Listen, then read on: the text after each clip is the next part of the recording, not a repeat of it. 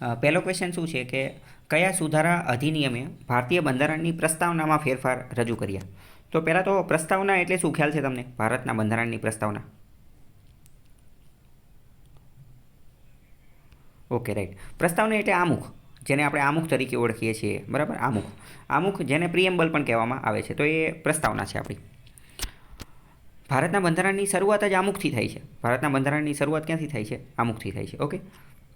હવે આપણને એવું લાગે કે ખાલી બંધારણમાં જ આમુખ છે, પણ એવું ન હોય. ઘણી બધી જગ્યાએ આમુખ હોય. કદાચ એવું પણ બની શકે કે તમે તમારી કંપની બનાવો અને તમને એવું લાગે કે મારે મારી કંપનીનું આમુખ રાખવું છે, તો તમે રાખી શકો. અમુક સરકાર દ્વારા બહુ મોટી મોટી પોલિસી બનાવવામાં આવતી હોય, જેમ કે એજ્યુકેશન પોલિસી, શિક્ષણ નીતિ, ઇન્ડસ્ટ્રીયલ પોલિસી. તો એની અંદર પણ સરકાર અમુક વાર જે છે એ એનું આમુખ જે છે એ રાખતી હોય. યુનાઇટેડ નેશન્સ, સંયુક્ત રાષ્ટ્ર જે છે, તો એનું પણ આમુખ હોય. આમુખની અંદર મુખ્યત્વે શું હોય?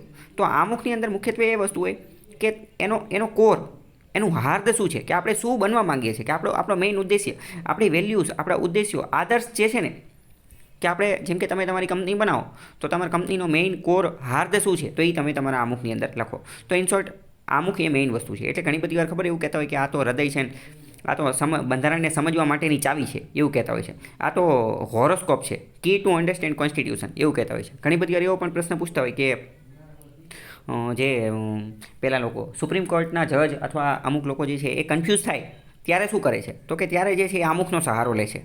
તો હવે સમજાણું કે આમુખનો સહારો શા માટે લે છે? કારણ કે આમુખની અંદર એનું હાર્દ, એનું હાર્ટ, એનું કોર જે છે એ દર્શાવવામાં આવેલું હોય છે. એટલે ઓકે, ખ્યાલ આવ્યો? તો પહેલાં આમુખમાં સુધારો જે છે એ ક્યારે કરેલો હતો એ કીધેલું છે. અને બંધારણની શરૂઆત પણ આમુખથી જ થાય છે. બંધારણની શરૂઆત ક્યાંથી થાય છે? આમુખથી. અને આમુખની શરૂઆત ક્યાંથી થાય છે એ ખ્યાલ છે તમને? આમુખની શરૂઆત થાય છે અમે ભારતના લોકોથી. We the people of India, બરાબર? We the people of India, અમે ભારતના લોકો. હું તમને પહેલાં તો કહું ને, તો આમુખ આખું તમને યાદ હોવું જોઈએ. ઇંગ્લિશમાં તો ઇંગ્લિશમાં, અથવા ગુજરાતીમાં તો ગુજરાતીમાં, આખું આમુખ તમને યાદ હોવું જોઈએ. મેઇન્સની અંદર આમુખ તમને ઘણું કામ લાગી જાય. તમે મેઇન્સની અંદર આમુખનો આખી જે વસ્તુ જે છે ને એ તમે લખી શકો. આમુખ કેટલી લાઇનનું છે ખ્યાલ છે તમને? આમુખ ખાલી એક જ લીટીનું છે. આમુખ માત્ર અને માત્ર એક જ લીટીનું છે. તમને એવું લાગે એ તો કે બહુ મોટું છે ને કે એક લીટીનું ક્યાંથી હોય, પણ તમે ધ્યાનપૂર્વક જોશો ને તો એ બધાની અંદર ક્યાંય એ એક જ લીટી છે.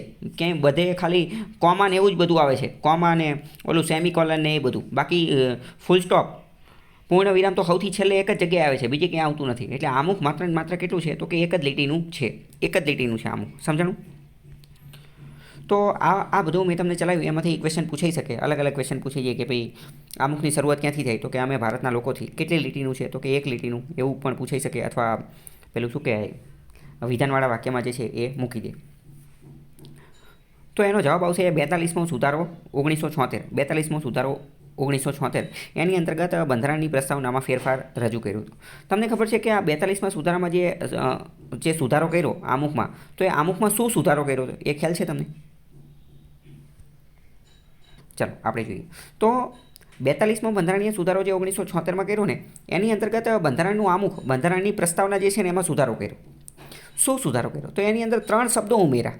3 નવા શબ્દો ઉમેર્યા. પ્રશ્ન પૂછાઈ જશે કે શું ઉમેર્યું? તો કે 3 નવા શબ્દો ઉમેર્યા. તો કયા 3 નવા શબ્દો? તો કે સોશિયાલિસ્ટ એટલે કે સમાજવાદ, સેક્યુલર એટલે કે બિન સાંપ્રદાયિકતા, અને ઇન્ટિગ્રિટી એટલે કે અખંડિતતા. આ 3 શબ્દ ઉમેર્યા. પ્રશ્ન પૂછાઈ જશે. અત્યારે જો આ વખતે કેવો પ્રશ્ન પૂછાણો કે ભાઈ કયા સુધારા અંતર્ગત સુધારો કર્યો? તો કે 42મા સુધારા અંતર્ગત. બીજો પ્રશ્ન પૂછી જશે કે આમુખની અંદર જે સુધારો કર્યો તો 42મા સુધારા અંતર્ગત, તો કયા 3 શબ્દો ઉમેર્યા? Socialist, secular and integrity. ગુજરાતીમાં કહીએ તો સોશિયાલિસ્ટ એટલે સમાજવાદ, સેક્યુલર એટલે બિન સાંપ્રદાયિકતા, અને ઇન્ટિગ્રિટી એટલે કે અખંડિતતા. ઓકે.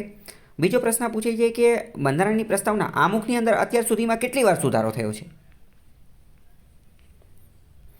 તો કે આમુખની અંદર ખાલી અને ખાલી એક જ વાર સુધારો થયો છે. આમુખની અંદર માત્ર અને માત્ર એક જ વાર સુધારો થયો છે. એક જ વાર સુધારો થયો છે. બીજો અમુક વાર એવો પ્રશ્ન પૂછાતો હોય છે, અથવા વિધાનવાળા વાક્યમાં આપી દે કે બંધારણ અનુસાર અથવા સુપ્રીમ કોર્ટના જજમેન્ટ અનુસાર, સુપ્રીમ કોર્ટના ચુકાદા અનુસાર આમુખમાં સુધારો કરી શકાતો નથી. આમુખમાં સુધારો કરી શકાતો નથી. તો આ વિધાન સાચું કે ખોટું? તો કે ખોટું. કેમ? કારણ કે સુધારો કરી જ નાખો. આ 42મો સુધારો કર્યો તો પછી ક્યાંથી એવું બની શકે? પણ આમુખના સુધારાનો ઇતિહાસ જોઈએ તો 1950માં આપણું બંધારણ લાગુ પડ્યું તો શરૂઆતમાં 1-2 ચુકાદા સુપ્રીમ કોર્ટે એવા આપ્યા હતા કે આમુખ રહ્યો ને એ બંધારણનો ભાગ નથી, આમુખ એ બંધારણનો ભાગ નથી, અને આમુખ એ બંધારણનો ભાગ નથી એટલે એમાં સુધારો પણ ન કરી શકાય. પણ પછી આગળ જતાં સુપ્રીમ કોર્ટે કીધું કે ભાઈ આ એ બંધારણનો ભાગ છે, આમુખ બંધારણનો ભાગ છે અને એમાં સુધારો પણ કરી શકાય. તો અત્યારે પ્રશ્ન પૂછાઈ જાય વિધાનવાળા વાક્યમાં કે આમુખ એ બંધારણનો ભાગ છે, તો એ વિધાન સાચું પડશે. બરાબર.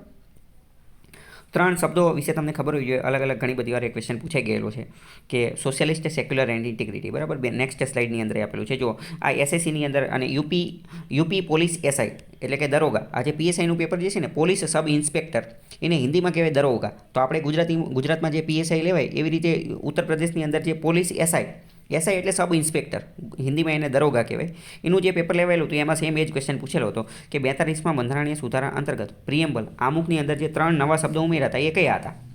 નીચે ઓપ્શન જે છે એ બધા આપેલા છે. બરાબર. તો એ મેં તમને જવાબ કહી દીધો કયા કયા ઉમેરેલા હતા એ. આમુખની શરૂઆત જે છે ક્યાંથી થાય તો કે વી ધ પીપલ ઓફ ઇન્ડિયા, અમે ભારતના લોકો. બરાબર. આમુખમાં શું લખેલું છે એ બધું તમને ખબર હોવી જોઈએ. અમે ભારતના લોકો ભારતને એક સાર્વભૌમ, સમાજવાદી, બિન સાંપ્રદાયિક અને લોકતંત્રાત્મક પ્રજાસત્તાક તરીકે સ્થાપિત કરવાનો એવું શરૂ કરેલું, એવી રીતે લખેલું છે. બરાબર. તો સૌથી પહેલાં સમજો કે સાર્વભૌમની બાજુમાં જે સમાજવાદી શબ્દ લખ્યો, પહેલી જ લીટીમાં ગુજરાતીમાં જે લખ્યો સાર્વભૌમની બાજુમાં સમાજવાદી શબ્દ, તો એ મૂળ આમુખની અંદર હતો કે નહોતો? મૂળ આમુખની અંદર એ સમાજવાદી શબ્દ હતો નહીં. એની બાજુમાં બિન સાંપ્રદાયિક શબ્દ લખ્યો તો એ મૂળ આમુખમાં હતો કે નહોતો?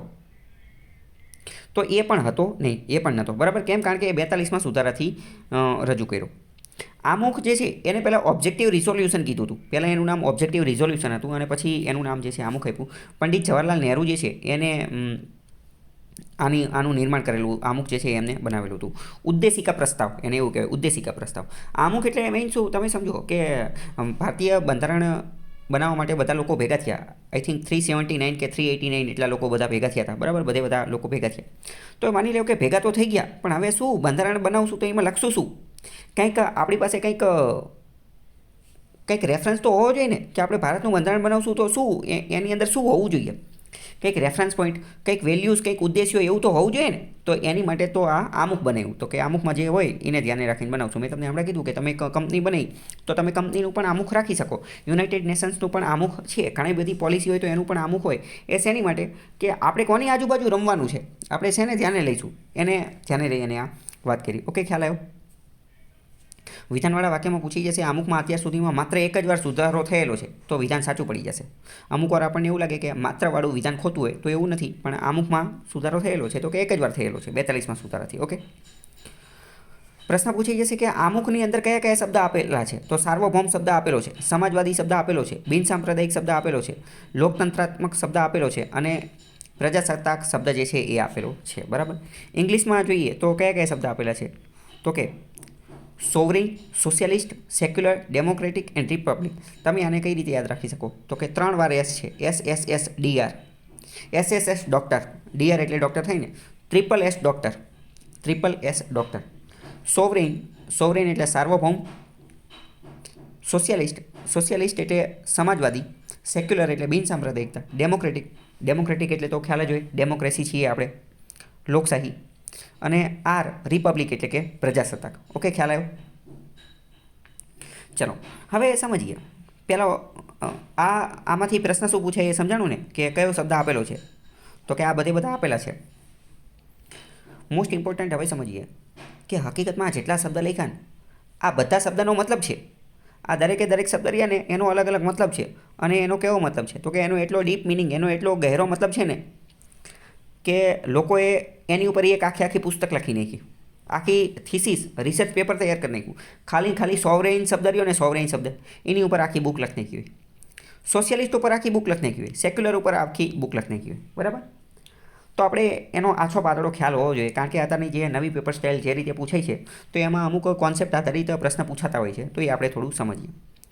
સોવરેન એટલે ખ્યાલ છે તમને? સોવરેન એટલે શું? તો કે સાર્વભૌમત્વ. તો સાર્વભૌમત્વ એટલે શું તમે સમજી શકો? સાર્વભૌમત્વ એટલે શું?